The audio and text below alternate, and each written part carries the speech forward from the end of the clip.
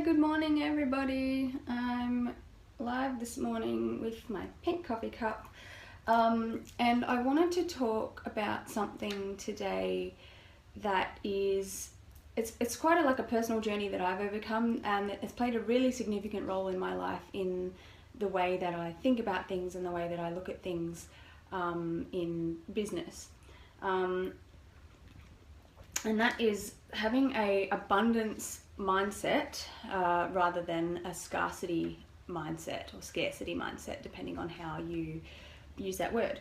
And I was someone who, when I was in my early 20s, and I don't know what happened, I'm trying to figure out what happened that changed me so much, but when I was in my teenage years, I was I was exactly how I am now. So I feel like I completely kind of lost myself in my early 20s and turned into a different person, and then figured my way back into being who I am today. But I got a little bit egotistical. I got a little bit full of myself when I was in my early 20s. I was very scarcity mindset. I was very, there's never enough of anything to go around. I need to be right. There's not enough customers. Everyone who is in another business is your competitor, and you have to kind of, fight to be the best and that kind of thing. Good morning, Hayley. And I just I tried to look online for some blogs or some images or something that gave me an idea of a list of different mindset traits, depending on whether you're a scarcity or abundance mindset. And there were several for just general everyday life kind of stuff, but there were none that were specific to business. And it's something that I just pay attention to human behavior. I'm really, really fascinated by it. Oh, I got a little thumbs up. Cool. Yeah, so I notice this a lot in groups, and even sometimes when I'm talking to someone or I'm trying to give them advice, like sometimes people put this wall up, or they're like, I don't need advice from you, or, oh, but I have an excuse or I have a reason. And some people will feel very threatened by other competitors and other businesses and that kind of thing. And what I really want to get across in this short video is that you don't have to feel like that. I want to give you some examples that I've written down. I've got my pen and paper on my lap here that I have noticed from people that are living in a scarcity mindset, and ways that I used to feel. Good morning, Amber. Ways that I used to feel when I was living in a very kind of scarcity mindset. Hi, Nicole. As opposed to where I am now in an abundance mindset. And every now and then I notice the scarcity things kind of like creep back in, but I know them now, and I'm aware of it and I can let go. So these are some things that if you are living in a scarcity mindset, or if you know anyone that's living in a scarcity mindset, hello Lisa, these are the kind of thoughts that will go through your head. The first one is that sometimes people will think they own their customers or they own their employees. So let's say if I have a Facebook group and everybody's in my Facebook group, but then I notice people that are in my Facebook group or in other Facebook groups and are working with other people within the same industry as well, I would feel threatened by that if I was in that scarcity mindset, because I feel like my customers are my customers and they can't go anywhere else. And my employees the same way. They feel like they need to kind of control and own these people. It looks like it's just us ladies. Good on you, Michael. Yeah, so that's. And the truth is, the abundance mindset of that is that that nobody owns anybody, and that everybody is free to make their own choices, and that you can't control people. Your customers are going to shop around. They're going to go to other businesses. Your employees may not stay with you forever. They might just be with you for a period of their life. Your job to them is helping them to live their life and get their goals. So if you really want to live in this abundance mindset, you've really got to realize that other people, they're not your property and you can't control them. Scarcity mindset again must be like, I must be better than others, or I must build a business that's more successful than this person, or I must be seen this certain way to be successful. And the abundance mindset of that is that you don't see anyone as better than anyone else. And this is something that I love thinking this way. And I have friends that are multi-millionaires, and I have friends that have literally no money, and I will treat them exactly the same way, because they're all people, and money and things and expensive stuff just doesn't make you any different to anybody else.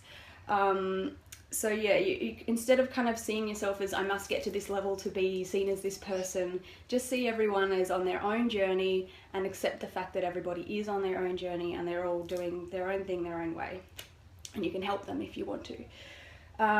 Another example of the scarcity mindset is that people are always focused on scared of missing out, or focusing on negative things and complaining about everything that they don't have.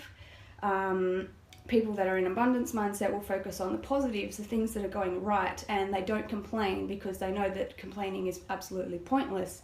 And if something's going wrong, really all you can do to benefit from that is look at it as though you've got a challenge that you can overcome now, and you can use that to learn from and improve on. Scarcity mindset will see other business owners as competition. So they think, okay, I need to get more customers with them. These people are going there. Da da da da da. What's wrong with me? Or how can I get those customers to me instead? Abundance mindset would actually become friends with competition and help each other, because you know that there is enough to go around. There's always enough people. There's enough people in the world. There's enough customers to go around. And if your business is authentically, genuinely trying to help people, then, and it's unique to you, it's unique to, who you are and how you're trying to help people, then, sorry, I got distracted, a little payment notification came up just then, I was like, yay, Medi. So helps each other in competition. And I had people when I had my beauty salons, and even now when I'm a business coach and do Facebook marketing, I'm friends with people who do the exact same thing. And if I can't fit people in or whatever, or if I can't help them, I'll just say, look, go talk to this person. They know their stuff. They'll help you. So I know in the start you kind of get this like desperation for customers, like I need them all, but it doesn't have to be that way, and you don't have to feel that tension. Never have enough and always chasing more is a big sign of a scarcity mindset, that you can never really be, never be happy with what you have. And abundance mindset is there is enough for everybody, and because there really is, there's billions of people in the world, and you are one person with one business. There is enough people out there for you. You don't need to try and get all of them. Scarcity mindset as well is scared of spending money. And looking at the cost that you're going, like the money that you're going to be spending, rather than the return that you're going to get back on stuff. I was very much like this for a while in my life. I was very, oh no, I can't spend that because that will be, I could spend that on this instead, which was usually something that was absolutely pointless, like food, food isn't pointless, but, if it was a business investment on a book or a course or something like that, I wouldn't pay it because I was thinking, oh, but that's so much money and I could put it towards this. But I wasn't focusing on all of the things that I was going to get back from that course. The first business course that I ever did cost about $7,000. And that was scary as shit to me, because I was like, how do I can't even afford that. They offered me a payment plan, so I paid it, $499 a month, which was affordable. And it honestly changed my life. It was the best thing I ever did, and I have been addicted to courses and learning ever since, because I know what I get out of them now. So, I've spent more than that. The next one I did was like 10 grand. I've spent like, I don't know, 3 grand on a couple of like weekend courses and stuff. And I'm not saying this to boast about it, but it's just that kind of, when you focus on the return that you get from something instead of how much it's actually going to cost, then you can really see what the benefits are going to be long term rather than just short term. You want to, if you're in abundance mindset, you generally focus on the return on investment, and you can see the benefits of the money that you're going to be spending. This is going to go on forever. I've not got that many left. A scarcity mindset would be someone puts up a wall if someone offers them advice. So if somebody says, oh, you should try this, they go, oh no, I can't try that because of that, or I can't try that, I've done it before. So it's that kind of really, I don't want advice from you, I don't need help. And I used to do that too. And an abundance mindset is that they listen to advice and appreciate it, even if they don't use it. So if someone tries to give you advice, even if you don't want that advice, even if you're not going to take that advice, you can still listen and say, look, thank you, I really appreciate you helping, you know, letting me know your opinion or giving me your advice on that. You know, I'll have a think about it or something. And sometimes someone might give you advice like someone gave me advice on something a year ago and I did that. I was like, no, I don't need that. I don't want to do that. And then literally this week, I was like, oh, remember that time that guy said that thing?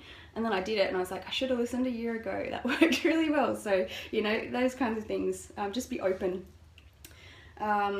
Defending self or trying to prove self is better than other people is another scarcity mindset. And abundance mindset might be accepts that there is always room to grow and is open to feedback, improvements and change.